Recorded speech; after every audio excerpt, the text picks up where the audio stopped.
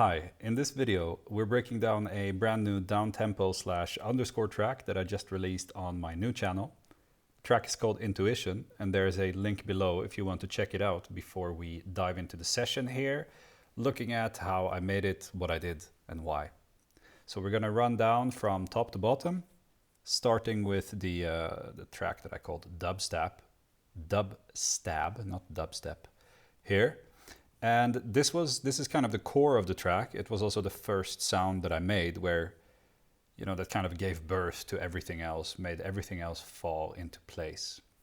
So it is at its core a Serum preset that I did some adjustments to. And the first thing I want to show is that macro there. So if we zoom in here on this clip, for instance, and loop it and solo it and have a listen.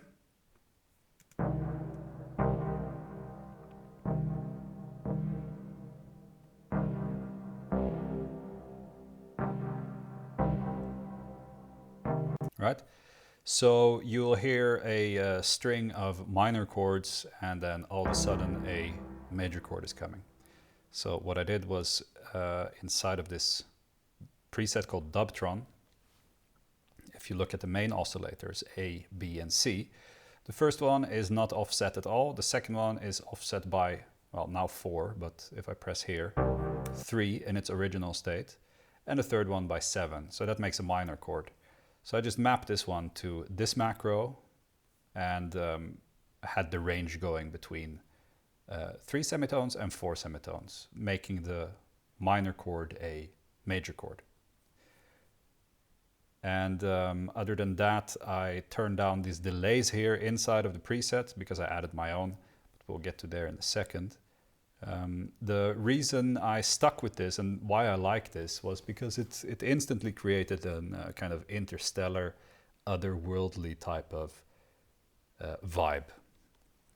And not much was needed to create that, you know, just create one major chord, make a major chord from a minor chord, and we were already there. I also automated the chorus. That was one of the macros here already inherent to the preset, and it doesn't do a lot. It's very subtle.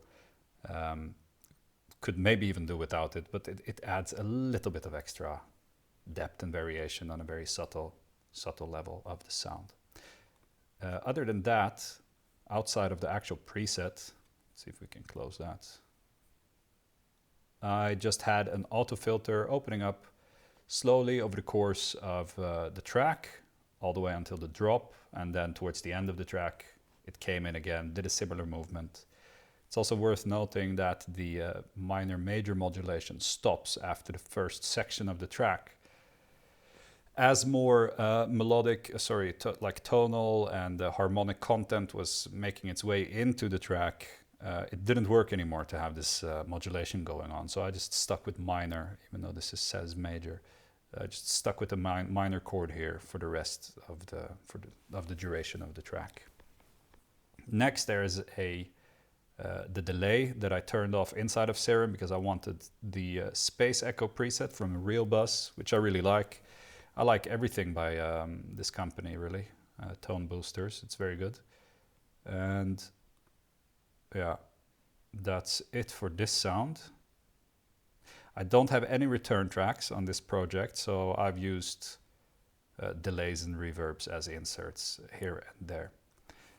Next is a bus called Sequences. Now, the rest of this track, they're all bussed or grouped. And dubstep isn't, I did it again, dubstab is not part of any group.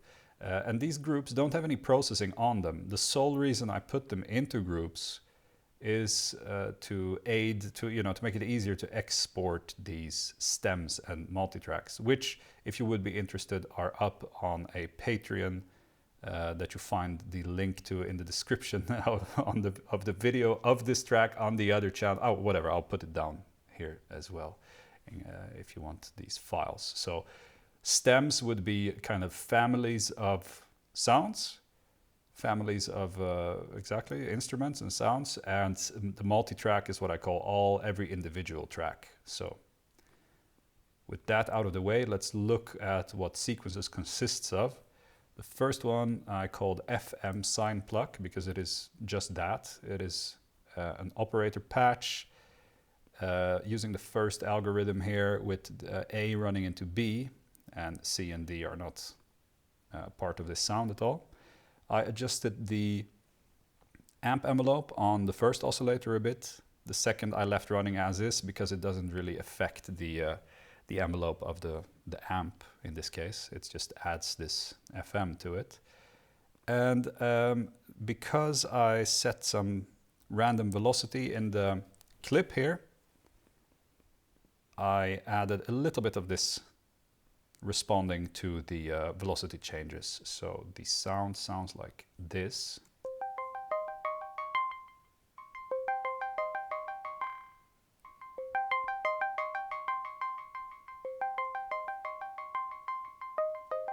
Right?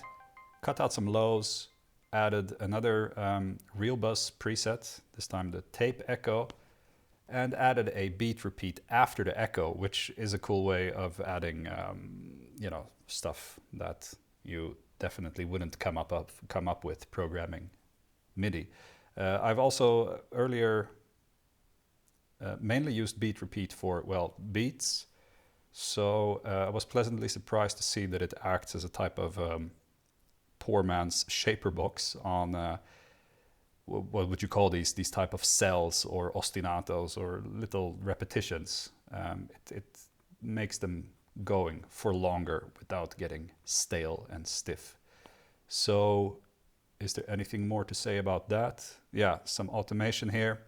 I wanted it to hit every time this sequence starts, and after that it goes down to 50% chance. The variation is also lowered in the beginning just to make sure that some of those variations didn't make it into the start of this very sound. It just didn't work inside of the composition. There's a break here in between, and then it comes back doing the same thing without any automation on anything. Right. The next one, there are actually two tracks, presets, Serum presets. One of them is a 303 preset, and the second one is a keys preset called Additive. And they play the exact same notes, I think.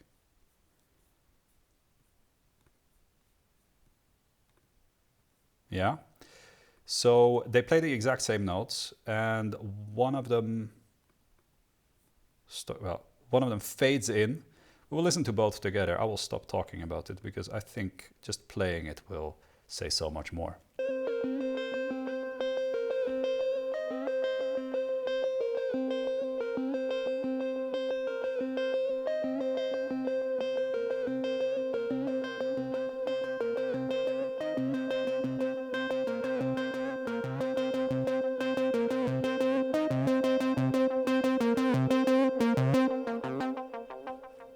Nice.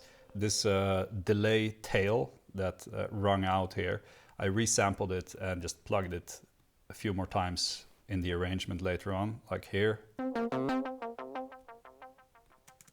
Same there and same at the end. So what's actually happening here is this Develoke is doing a lot of the grit on the 303 sound. If we listen to it without it, very weak.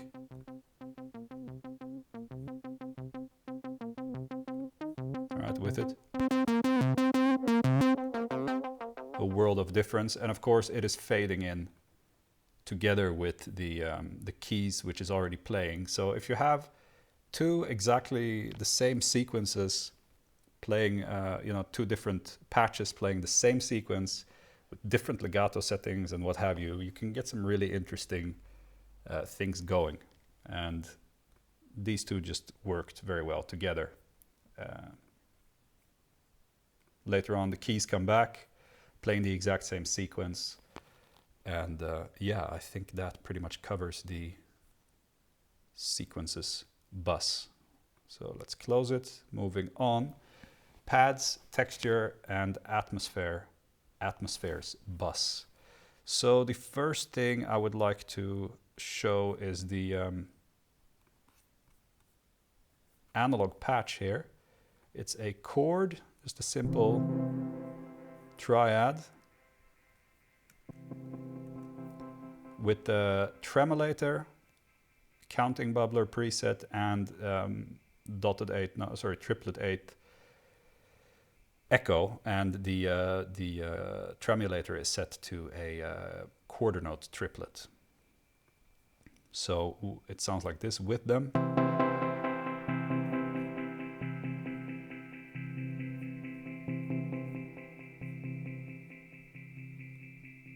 And without. So they're really doing a lot, both of those. There's an EQ on here. I haven't done anything. This is just my standard tracks come loaded with EQ and utility. So turn those back on. Yeah, there's not really much to say about this patch here. It's just 2 saw waves and with a bit of unison.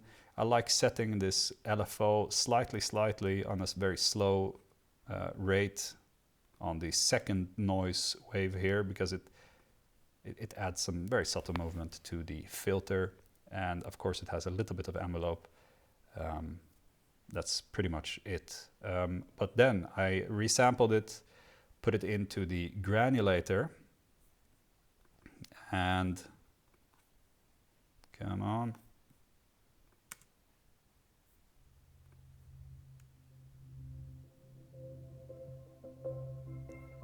And here, the filter freak will turn on. Listen to this.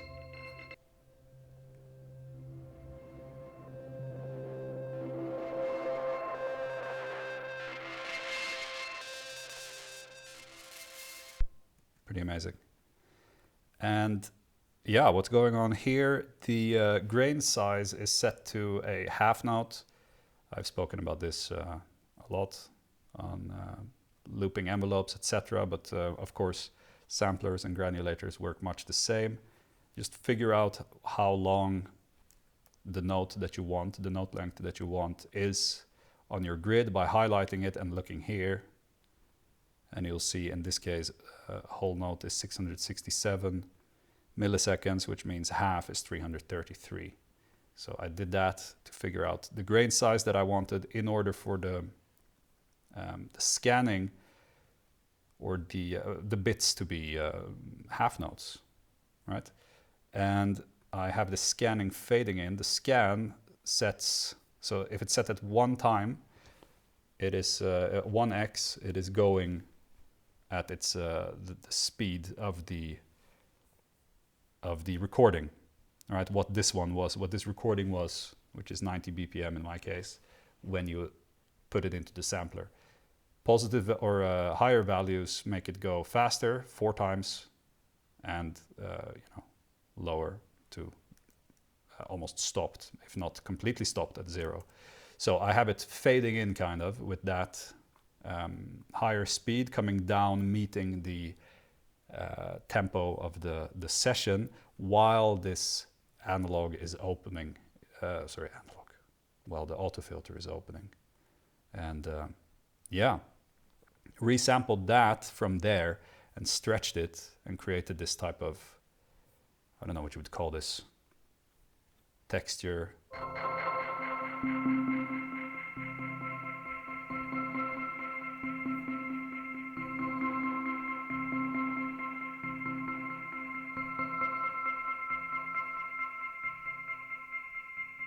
Fading out as more things are coming into the track.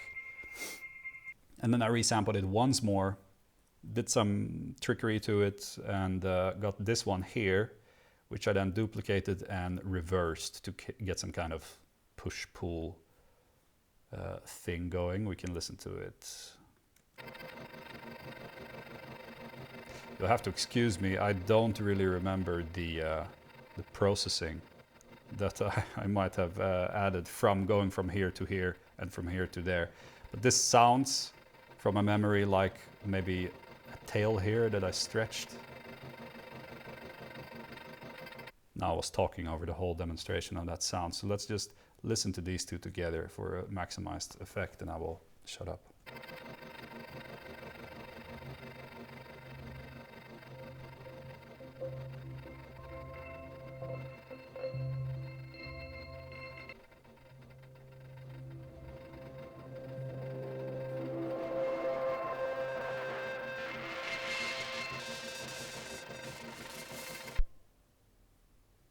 That's right. Later the granulator comes back, plays the same thing without any automation, except some volume at the end to get rid of some pops. The resampled one also comes back, and this time it does, the second one is not reversed, so it just plays this first one 2 times in a row, and that's that. There's also this ambient piano and the string here in the in this group. The ambient piano is just a patch from the Serum stock patches called, well, Ambient Piano, and it has this little altar boy which has the mix automated, set to an octave and a perfect fifth up, which then fade in, right? So I have this, I guess they're C's, yeah, there's notes of C playing, and the having this one coming in adds a pretty ethereal quality to the sound.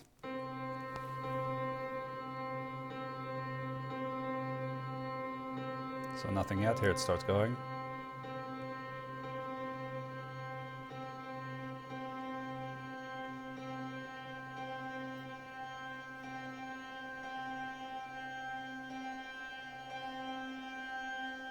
Yeah, I like that trick a lot. I use it a lot on all types of sound sources. And of course, depending on the sound source, you might experiment with quantize or robot or adding some drive, etc. Next is this string patch, which I think is quite dry.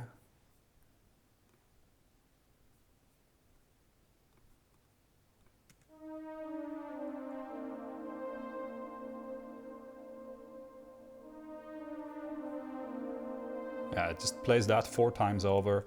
It is, I don't want to call it a filler, a filler sound, but it is, it's not to be, it's not meant to be in your face or ear catching or anything. It's just filling up subtle space towards the end of the piece, and it's just playing that 4 times. So those were the pads, textures, and atmospheres. Next we have the bass bus, which has 2 tracks, and the first one is actually a stack of patches. It has a Serum preset for a change, which is a kind of, what would you call it, like an ambient or a subtle reese. It's not in your face at all, this one. It's toned down, and I toned it down even more by turning down the filter, which I open up towards the end, but still it is not doing, it is not going wild, this patch at all. So let's just listen to it soloed from here, so we get a little bit of the closed filter, and then opening up. I'll show you the notes too.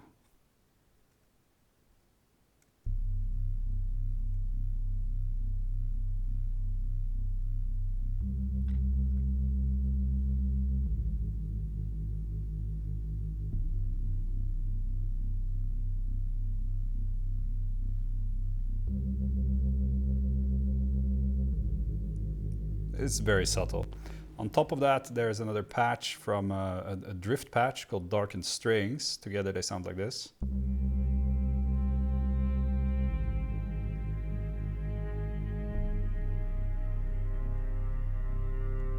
And every now and then there is a diva patch as well. It's just playing at some crucial points that I found added some drama, moving on to the next section.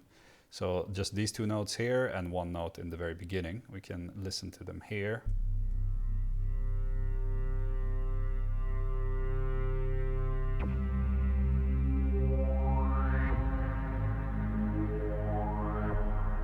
Right.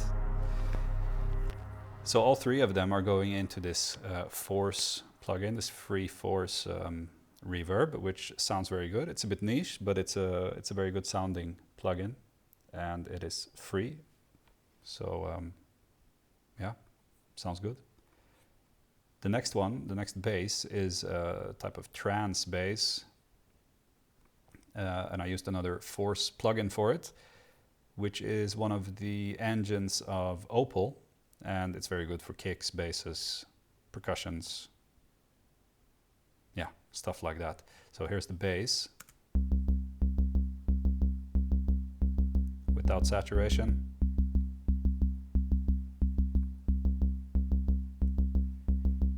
Yeah, nothing more to say about that. Ties in nicely with the bells here on the next, in the next group. These bells on their own sound very static. Just another preset here. And together with the bass,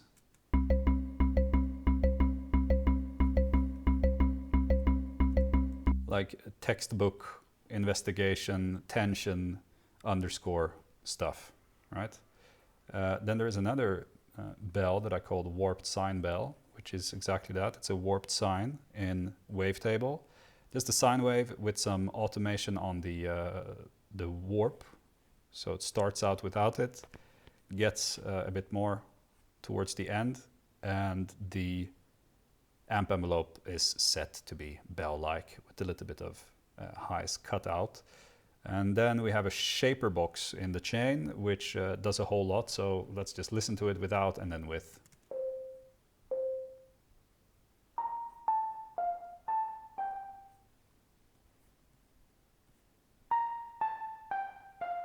Right, and with.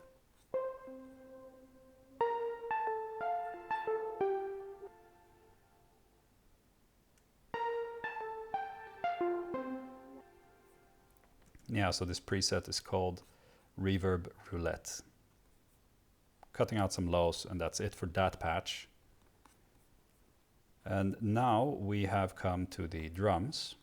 And this is not, this track is not about the drums, right? So we kept them for the last bit. And since it's not about the drums, they're quite simple. Starts out with, well, there is main drums, there is hats, and there is a breakbeat. And sure, we can look at these hats first because they are the first ones in the composition.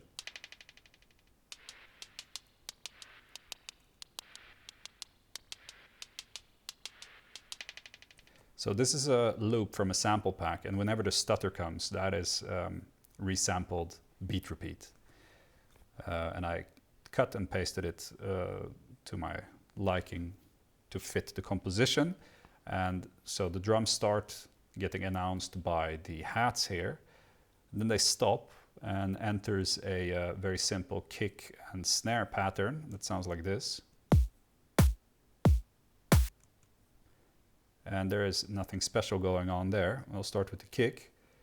I usually like to, if I use kicks from sample packs instead of making my own, one of the first things I always do is to turn the sustain all the way down. In this case, I just plugged one of my favorite kind of kick and bass plugins on it, which is called Basslane, and use this 808 Crunch preset. So if we turn it off and put the sustain back up and solo the kick,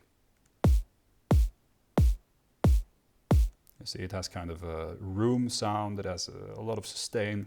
It makes it a bit difficult to work with in the context of a whole composition. So without sustain, and then with the bass lane, it adds some of that original flavor back without being overwhelming. So that's what I did for the kick. And there's a clap here that I haven't processed. I have just layered it with a high-passed white noise. And in this one, I set it to gate so that it actually, the length of the MIDI note acts as a gate. So first when it hits, it's shorter than the second time, which just, you know, gives a thing like that. Next, it plays like that for 8 bars, and then just the addition of a very simple hi-hat. Also sample pack stuff, no processing. exactly. And that's it for the main drums. With the hats together, they sound like this.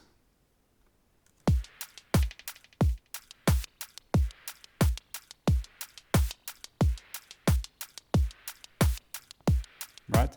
Lastly, I wanted some type of live drum feel into this very electronic beat. So I took a breakbeat from a sample pack as well, obviously aimed at jungle, drum and bass, etc. So sounding quite aggressive, but I managed to tame it. So I just sliced it by the transient, created a sequence of it until I found something that was pleasant to my ears, and I think I might have used something like SQ sequencer for this to get that in there, and then recorded the MIDI. Gave it some filter drive and pulled them or pushed them back into the what do you call that? Into the soundscape by using microshift. So without microshift, it sounds like this soloed. And with, so it softens it, it gives it a nice width and just a bit of a more next door feeling. Not next door, but outside feeling. So together, it sounds like this.